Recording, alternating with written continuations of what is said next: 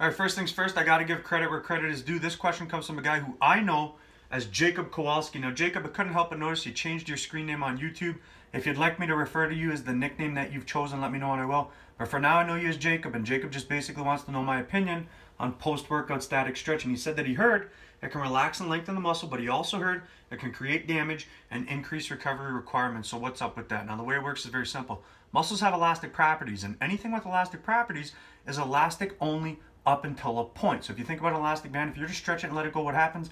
It contracts. If you stretch it too far, what happens? It snaps in half. So the response you get from your stretching is solely dependent on the relative intensity of the stretch itself.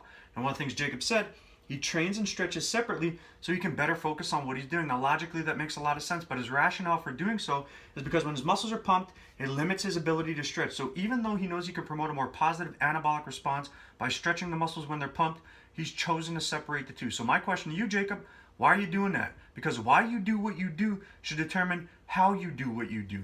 Are you stretching separately and training during the day or whenever you train and stretching at night before bed to induce a state of relaxation? You modify your breathing to facilitate that because it helps you sleep? Or is it because you believe when the muscles are pumped, you can't lengthen the muscle to the best of its ability, so you wait till it's not pumped so you can lengthen it more because you believe it'll improve your mobility or flexibility or something like that to a greater degree? If that's the case, you're likely wasting your fucking time because you'll get a greater return on investment by incorporating loaded stretching into your strategy. The way it works is very simple. When the muscles are being lengthened against load, one of the adaptive responses is to deposit more sarcomeres. You're adding links to the chain. You're making the chain longer. So once again, it comes down to, why are you doing what you do?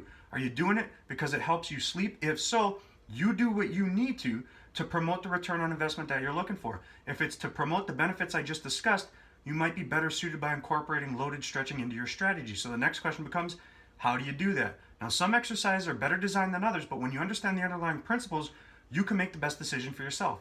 Every exercise has a concentric phase and an eccentric phase. At the end of the eccentric phase, you just hold that position. You're now doing a loaded stretch. And the best time to do that, to promote the benefits I just discussed, at the end of the rep, at the end of the set, or at the end of the workout when the muscles are most pumped. If you like the information, share it, click the fucking button at the bottom of the screen you're looking at, subscribe to the channel, support me, and I'm going to keep on bringing it.